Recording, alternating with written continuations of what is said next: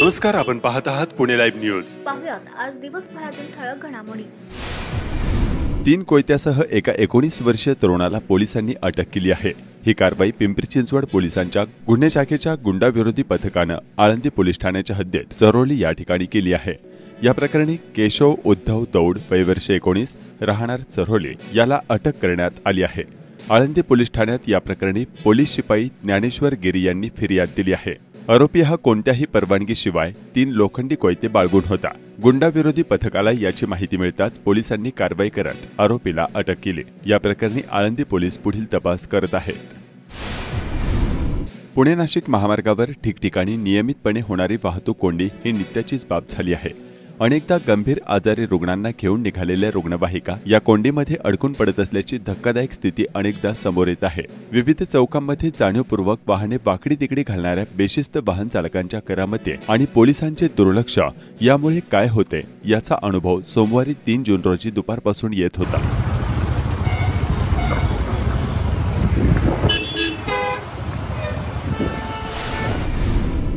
लोकसभा सार्वत्रिक निवडणूक 2024 अंतर्गत शिरूर लोकसभा मतदारसंघासाठी मतमोजणी निरीक्षक म्हणजेच व्होट काउंटिंग ऑब्झर्व्हर म्हणून मोइनुद्दीन खान यांची नियुक्ती करण्यात आली आहे, अशी माहिती निवडणूक निर्णय अधिकारी अजय मोरे यांनी दिली.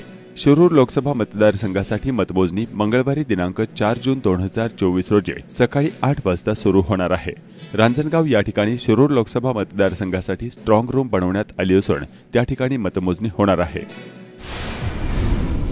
खेड मतदारांनी नेहमीच भरभरून दिलेल्या महायुतीचे उमेदवार शिवाजीराव अढेराव पाटील यांना यावेळी खेडची जनता काय कौल देणार याकडे सर्वांचे लक्ष लागले आहे. कारण खेड तालुका नेमका कुणाच्या पाठीशी राहणार यावर अमोल कोल्हे आणि अढेराव पाटील यांचे राजकीय गणिते अवलंबून आहेत. महाविकास आघाडीला अमोल कोल्हे विजय होतील याची खात्री आहे, तर खेड तालुक्यात टोल नाक्यांच्या कमानीवर अमोल कोल्हे यांचे विजयाचे फलक हे सोमवारी सायंकाळपासून झळकू लागले आहेत. स्वतःच्या आंबेगाव विधानसभा मतदारसंघात अढेराव पाटील वरचढ ठरतील, तर मागील प्रमाणे भोसरीमधून मताधिक्य मिळाले तर अढेराव पाटील यांना विजयाची संधी उपलब्ध होणार आहे. मंत्री दिलीप वळसे पाटील यांनी निवडणुकीच्या प्रचाराची धुरा सांभाळण्याची तयारी केली, मात्र ती स्वीकारल्यावर नारळ फोडायला आणि त्यांचा अपघात व्हायला असा दुर्दैवी योग घडून आला होता. त्यावरूनही मोठी चर्चा झाली.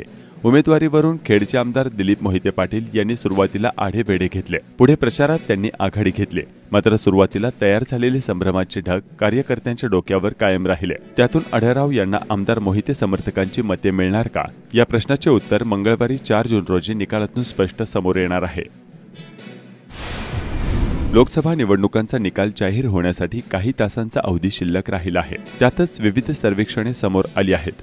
यातील शिरूर लोकसभा मतदारसंघात बहुतांश सर्वेक्षण अमोल कोल्हे यांच्या बाजूने असल्यानं कोल्हे समर्थक कार्यकर्ते कमालीचे जोशात आहेत. खेड तालुक्यात अमोल कोल्हे यांच्या विजयाचे फलक मतमोजणीच्या पूर्वसंध्येलाच लावण्यात आले आहेत. मात्र शिरूरमध्ये राष्ट्रवादी अजित पवार गटाचे शिवाजीराव अढेराव पाटील विजयी होतील असा भाजपला विश्वास आहे. देशात देखील भाजपची सत्ता येणार असल्याचा विश्वास भाजप कार्यकर्त्यांना आहे, त्यामुळे त्यांनी जल्लोषाची तयारी केली आहे. भाजप पदाधिकारी आणि मंडळींनी याबाबत काय सांगितले पाहूयात. उद्या 4 तारीख आहे आणि लोकसभेच्या निवडणुकीच्या निकालाचा दिवस आहे. भारतीय जनता पार्टीच्या सर्व कार्यकर्त्यांनी ठरवलेलं आहे की उद्या आपल्याला आनंदोत्सव साजरा करायचा आहे. त्याचं कारण असं आहे की आतापर्यंत जेवढे म्हणून सर्वे आलेले आहेत त्या सर्व सर्वेमध्ये 350च्या पुढे भारतीय जनता पार्टीची जागा निवडून येत आहेत असा सर्वे सांगतोय. आणि त्याच्यामुळं सर्व कार्यकर्त्यांमध्ये एक आनंदाचं उत्सवाचं वातावरण तयार झालेलं आहे.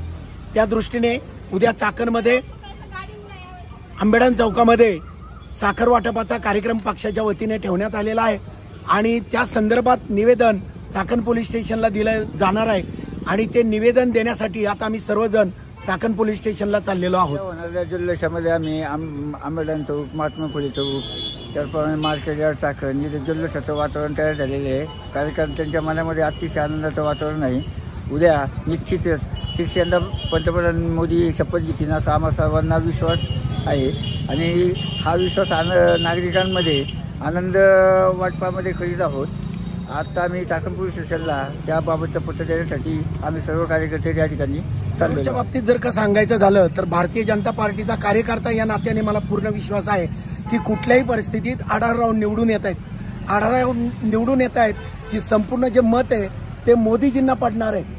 प्रत्येक वेळेस ज्या वेळेस आम्ही लोकांपर्यंत गेलोय त्या वेळेस लोकांनी आम्हाला सांगितलंय आमचं मत हे एका माणसाला नसून मोदीजींना आहे आणि मोदीजी देशासाठी जे काही करत आहेत त्याच्यासाठी हे मत आहे.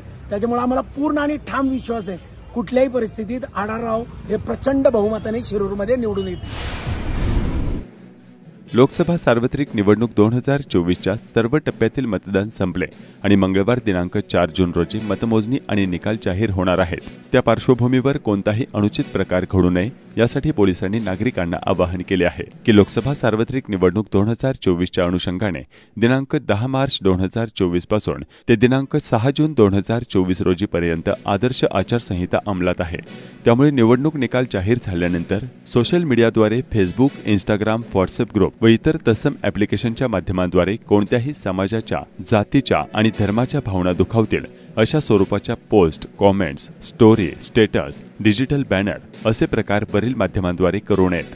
तसेच कोणाच्याही विरोधात घोषणाबाजी करू नये, डीजे वाजवणार नाहीत, फटाके फोडणार नाहीत, तसेच विनापरवाना विजय मिरवणूक काढू नये, वादग्रस्त पोस्ट ग्रुपवर टाकू नये असे आवाहन करण्यात आले. चाकण शहरात विविध विकास कामे होण्यासाठी मोठा निधी मिळत आहे. त्यामुळे चांगल्या दर्जाची कामे व्हावीत अशी सामान्य जनतेची अपेक्षा असताना ठेकेदारांनाच मॅनेज करून अधिकारी आणि राजकारणी मंडळींनी टक्केवारीचा बाजार मांडलाय. त्यामुळे कामे होतील तेव्हा होतील, टक्केवारी आधीच खिशात घालण्यासाठी सुरू असलेला गोरखधंदा थांबणार का असा प्रश्न निर्माण झालाय. चाकण नगर परिषदमध्ये सब ठेकेदारी बोकाळली असून सत्ताधारी राजकीय पाठबळावर काही ठेकेदार मंडळी कुणालाच दाद देत नसल्याचे धक्कादायक प्रकार समोर येत आहेत. यात चाकण नगर परिषद सुधारित पाणी योजनेला देखील सब ठेकेदारांचे ग्रहण लागल्याची चर्चा शहरभर सुरू आहे. त्याबाबत नगर परिषद मुख्याधिकारी संदीप छिद्रवार यांच्याकडे तक्रारी देखील करण्यात आल्या असून आता नेमकी याबाबत नगर परिषद प्रशासन काय भूमिका घेणार याकडे जनतेचे लक्ष लागले आहे. चाकण नगर परिषदेला विविध योजनेतून मोठ्या प्रमाणावर निधी शासनाने दिलाय. मात्र प्रत्यक्षात असंख्य मजूर कामे एकच ठेकेदार यांना आश्चर्यकारकरित्या प्राप्त झाले असून त्या कामांसाठी ज्या ठेकेदारांनी निविदा प्रक्रिया अंतर्गत स्पर्धा केली त्यांना किंवा त्यांच्याशी संबंधित अन्य ठेकेदार यांनी कामे वाटप करण्यात आले असून विकास कामांचा बाजार मांडलाय. याबाबत नगर परिषद बांधकाम विभाग यांना विचारणा केली असता सबठेकेदार नेमेने बेकायदा असून याबाबत आम्हाला माहिती नाही. मात्र याबाबत मुख्याधिकारी यांनाही बाब लक्षात आणून देऊन नियमानुसार कारवाई करण्यात येईल असे सांगितले आहे.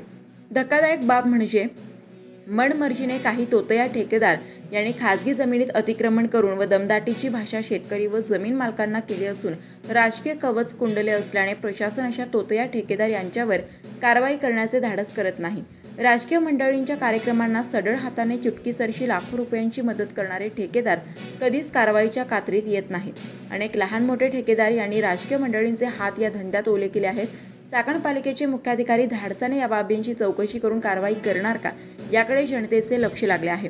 प्रशासनातील हा भ्रष्टाचार जोपर्यंत थांबत नाही तोपर्यंत सर्व बाबी पुढील काळात ठोस पुरावे हाती आल्यानंतर सातत्याने पुणे लाईव्हच्या माध्यमातून जनतेच्या समोर मांडल्या जाणार आहेत. पूर्वजांचे रेकॉर्ड ठेवणारा भाट. भाट हा शब्द मराठीत स्तुती पाठक या अर्थाने रूढ आहे. हा एक भटका समाज असून भाट किंवा पुस्तके या नावाने ओळखला जातो. पूर्वजांच्या किंवा आपल्या मालकांच्या वंशावळी त्या संदर्भातील इतर नोंदी लेखी स्वरूपात ठेवणे हा भाटांचा पिढीजात व्यवसाय आहे. चाकणचे माजी ग्रामपंचायत सदस्य सुधीर वाघ यांच्याकडे हीच वंशवेल लिहिण्यासाठी 5 वर्षांनी हा भाट समाजाचे प्रतिनिधी मागील अनेक वर्षांची परंपरा कायम ठेवत आले होते. त्यांनी याबाबतची माहिती दिली. भाटांकडे असणाऱ्या नोंदींची वैशिष्ट्ये, आपले पूर्वज कोण होते, त्यांचे मूळ गाव, त्यांचं नाव, जात, पोटजात, पूर्वज कोठे राहत होते, कुलदैवत कोणते, अगदी खापर पणजोबा काय करायचे, तुमचे कुटुंब मूळचे कुठले, परिवार या गावात कसा आला इत्यादी रंजक माहितीचा इतिहास या पुस्तकांकडे सापडतो की अशी माहिती शासनाच्या कोतवाल बुकातही सापडणार नाही. भाट लोक वंशावळ वाचण्याच्या आधी श्री गणेश व इतर देवतांना वंदन करून वाचायला सुरुवात करतात. एका विशिष्ट सुरात वंशावळीतील नावे वाचून दाखवतात. नवीन पिढीतील मुलांची नावे याची नोंद करतात. भाटांच्या दप्तरात सांकेतिक लिपीत लिहिलेल्या बहुतेकांचा लेखाजोखा आजही उपलब्ध आहे. त्यांचा हा पारंपरिक व्यवसाय तर कोणीही करू नये म्हणून सांकेतिक लिपीत नोंदी करण्याची देखील त्यांची पद्धत पाहावयास मिळते. खरं तर असा प्रकार असतो किंवा होता याबाबत आजही फारसे कुणाला माहीत नाही. मागील अनेक पिढ्यांपासून हा समाज घरी नोंदी घेण्यासाठी येत असल्याचे चाकणचे माजी ग्रामपंचायत सदस्य सुधीर वाघ यांनी सांगितले. चाकणमधील श्री शिवाजी विद्यालयातील सन 1984-85 साली 10वीला असलेले माजी विद्यार्थी 40 वर्षांनी पुन्हा एकदा एकत्र आले होते. यावेळी त्यांनी जुन्या आठवणींना उजाळा दिला।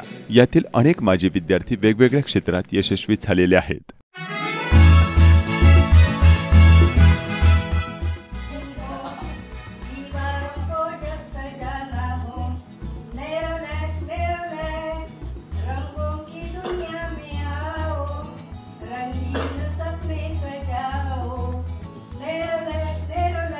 सरपंच